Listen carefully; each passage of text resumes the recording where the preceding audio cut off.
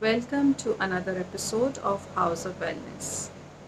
आज फिर से हमारे साथ डॉक्टर सना मर्चेंट है, जो कि एक एमडी डॉक्टर है।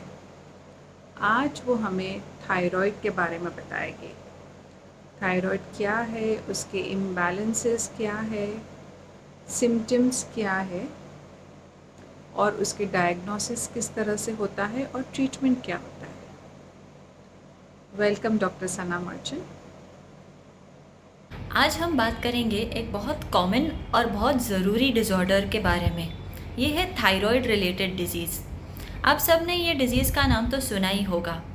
थायराइड जो है एक नॉर्मल हार्मोन है जो हमारे बॉडी में सिक्रीट होता है और वो कहीं अहम फंक्शन करता है। वो हमारे बॉडी के लिए बहुत ही ज़रूरी हार्मोन है, पर हर चीज़ के जैसा बहुत ज़्यादा होना या बहुत कम होना, ये दोनों चीज़ हानिकारक हो सकती है। आज हम देखेंगे कि हाइपोथायरॉइड मतलब थायराइड की कमी और हाइपरथायरॉइड मतलब थायराइड के हाई लेवल्स होना, इन दोनों को हम कैसे पहचान सकते हैं, हम कैसे डायग्नोस कर सकते हैं और इसके लिए क्या ट्रीटमेंट होती है। पहले हम देखेंगे हाइपोथायरॉइडिज्म, जिसका मतलब है थायराइड की कमी।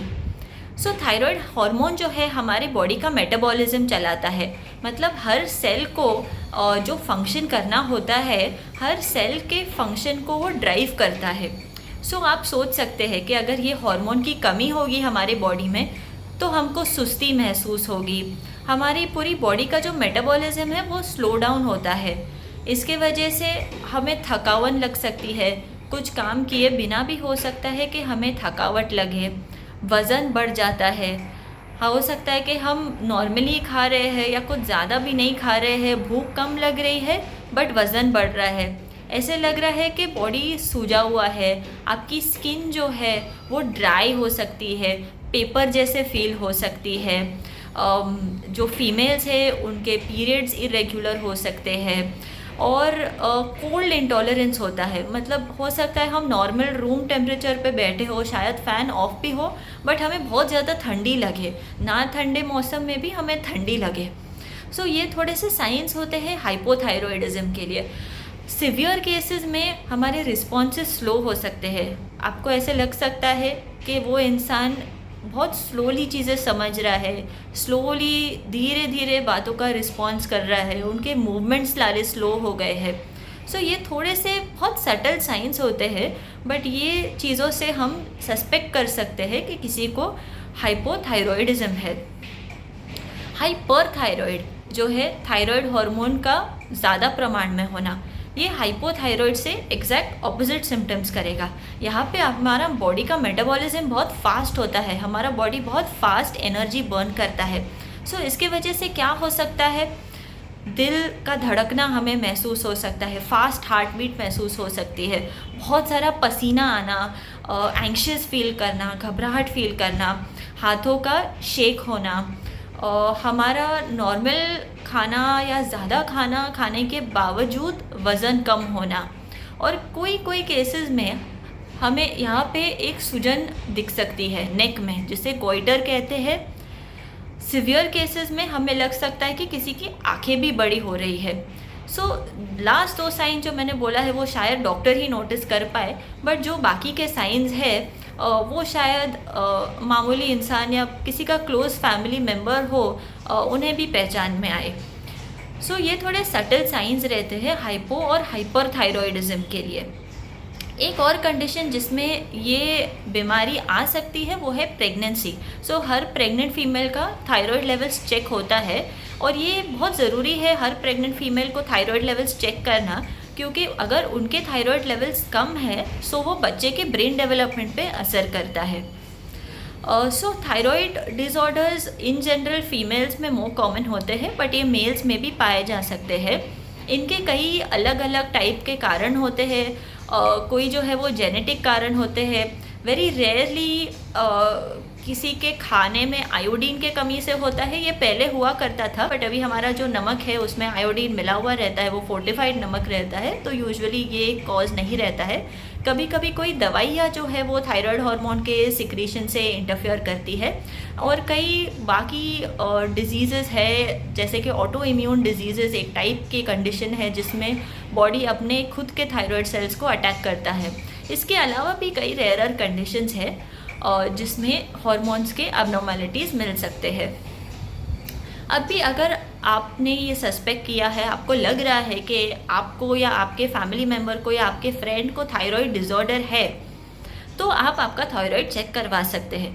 थायराइड चेक करने के लिए टेस्ट जो होता है वो थायराइड प्रोफाइल या थायराइड फंक्शन टेस्ट के नाम से आप करवा सकते हैं। इसमें 3 कंपोनेंट रहते हैं जो मेडिकल टर्म्स है, बट एक TSH, T3 एंड T4, ये 3 डिफरेंट टाइप के हार्मोन्स चेक होते हैं, और वो हार्मोन्स के लेवल के हिसाब से डायग्नोसिस बनता है कि पेशेंट का थायराइड लेवल नॉर्मल है, ज़्यादा है या कम है। हो सकता है कि आपने कभी फुल बॉडी चेकअप किया हो या एक स्क्रीनिंग टेस्ट की हो और उसमें आपके थायराइड लेवल ज़्यादा आए हो। इस कंडीशन में आप पैनिक ना कीजिए। अगर आपको हाइपो या हाइपर थायराइडिज्म के सिम्टम्स नहीं है, स्पेशली हाइपोथायराइडिज्म के आपको लक्षण नहीं है, पर आपका टेस्ट अगर अबनॉर्मल आया है, तो इसका मतलब ज़रूरी नहीं है कि आपको दवाई की ज़रूरत है। आपका डॉक्टर वो रिपोर्ट देखने के बाद डिसाइड करेंगे कि आपको एक्चुअली दवाई की ज़रूरत है कि नहीं। काफ़ी सारे कट ऑफ्स या डिफरेंट सिचुएशंस रहते हैं जिसमें हम दवाई देते हैं और नहीं देते हैं, बट अगर पेशेंट को साइंस है, उनको नज़र आ रहा है डॉक्टर को कि ये जो पेशेंट है उसको क्लियर कट साइंस है, तो डेफिनेटली वो चीज़ को ट्रीट करना चाहिए। थायराइड का ट्रीटमेंट काफ़ी सिंपल रहता है। जो हाइपोथायराइड रहता है उसमें ऑफकोर्स हमारा हार्मोन कम बन रहा है बॉडी में, सो हमें हार्मोन सप्लीमेंट करना है। ये थायरोक्सिन के फॉर्म में आता है, आपने सुना होगा शायद थायरोक्सिन नाम का गोली भी मिलता है।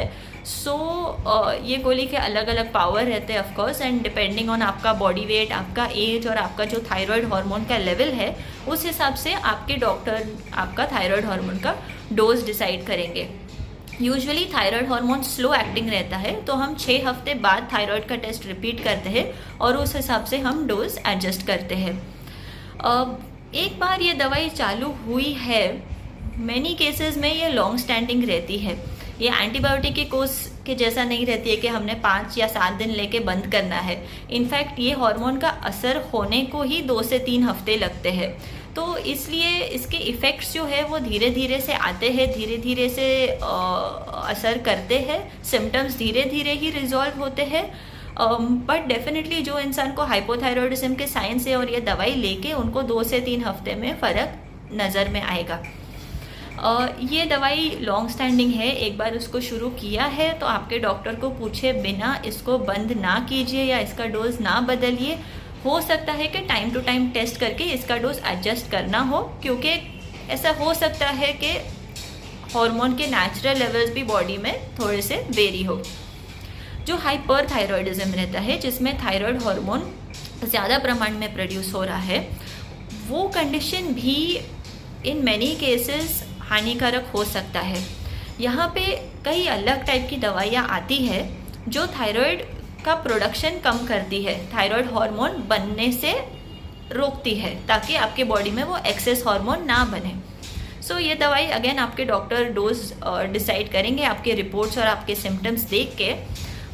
एक पॉइंट टू नोट है कि दोनों हाइपर और हाइपोथायराइडिज्म का ट्रीटमेंट लॉन्ग स्टैंडिंग, जैसे मैंने बोला, और धीरे धीरे होता है। बट एक कंडीशन है जो है सर्जरी। अगर आपको कोई बड़ी बीमारी है या कोई सर्जरी के लिए आपको जाना है तो आपको ज़्यादा ध्यान रखना है। अगर आपको रिसेंटली डिटेक्टेड थायराइड डिसऑर्डर है और आप कोई सर्जरी के लिए पोस्टेड है, तो आप ये ज़रूर आपके डॉक्टर को बताइए, क्योंकि वो सर्जरी में थोड़े इम्प्लिकेशंस होते हैं, उनको थोड़ी दवाइयाँ देनी पड़ती है ताकि ड्यूरिंग सर्जरी कॉम्प्लिकेशंस ना हो। क्योंकि जैसे मैंने बताया है कि थायराइड हार्मोन जो है ये बॉडी के मेटाबॉलिज्म और काफ़ी क्रिटिकल फंक्शन संभालता है। सो बेसिकली ये था एक very short overview on hypo and hyper thyroidism. Common disorders है आपके। अगर रेगुलर चेकिंग में आपको ये लेवल्स अबनॉर्मल दिखे तो आप घबराइए मत, आपके डॉक्टर को दिखाइए। ये ज़रूरी नहीं है कि आपको इसके लिए दवाई लेना होगा, बट अगर वो बोले आपको कि इसके लिए दवाई लेना है तो आप ज़रूर ये दवाई लीजिए। इम्पॉर्टेंट लाइफ सेविंग फंक्शंस करता है हमारा थायराइड हार्मोन, इसलिए आपको ये लाइटली नहीं लेना चाहिए। जब तक आपके डॉक्टर बोलते हैं तब तक आपको दवाई चालू रखनी है। रेगुलर टेस्ट करके, जैसे आपके डॉक्टर टाइट्रेट करते हैं वैसे आपको आपके दवाई के लेवल्स चेंज करने पड़ सकते हैं। बट जैसे मैंने बताया है, डरने की बात नहीं है, हमें टेस्ट करना चाहिए अगर हमें डॉक्टर ने बताया है तो, और उसका ट्रीटमेंट बराबर से लेके हम रेगुलर नॉर्मल लाइफ जी सकते हैं। Thank you. Thank you so much, Dr. Sana. That was very simple yet very detailed. And I'm sure हमारे जो दर्शक हैं उनको बहुत सारा थायराइड के बारे में नॉलेज मिला होगा। Thank you. Cheers to wellness.